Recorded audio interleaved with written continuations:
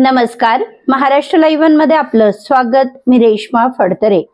वडगाव मावळ सत्र न्यायालयाने आरोपीस लहान मुलीला लग्नाचे आमिष दाखवून वारंवार बलात्कार करणाऱ्या तरुणास 20 वर्ष तुरुंगवासाची शिक्षा सुनावली आहे। याबाबत सविस्तर वृत्तांत असा की वडगाव मावळ न्यायालय येथे जे.एल. गांधी सेशन कोर्ट न्यायाधीश यांच्या कोर्टामध्ये तळेगाव MIDC पोलीस स्टेशनच्या गुन्हा रजिस्टर नंबर 167/2023 मधील आरोपी विशाल मधुकर लाखे यास कलम 376(1)(2) न 366 व बाल लैंगिक अत्याचार कायदा कलम 4(6) अन्वये 20 वर्ष सश्रम कारावास व 10,000 रुपये दंडाची शिक्षा सुनावण्यात आली आहे। आरोपी विशाल हा पीडितेच्या घराच्या परिसरात राहत होता।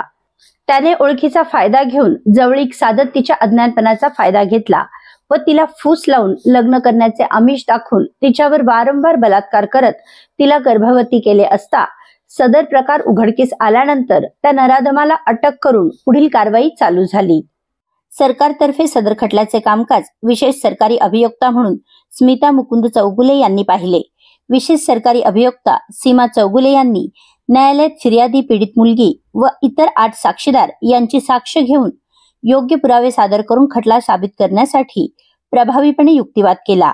त्याकरिता त्यांनी सर्वोच्च व उच्च न्यायालयाचे न्यायनिवाडे सादर केले व सरकारतर्फे भक्कमपणे बाजू मांडली। न्यायालयाने सदर अभियोग पक्षाचे साक्षी पुरावे व युक्तिवाद ग्राह्य धरून आरोपीस सदर कारावासाची शिक्षा ठोठावली।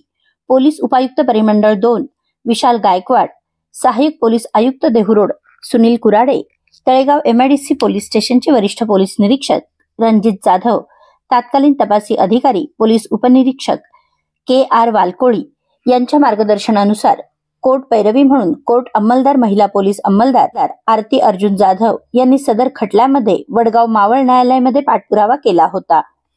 आपल्या परिसरातील घडामोडी जाणून घेण्यासाठी महाराष्ट्र लाईव्ह सबस्क्राईब करा व बेल आयकॉन प्रेस करायला विसरू नका। धन्यवाद।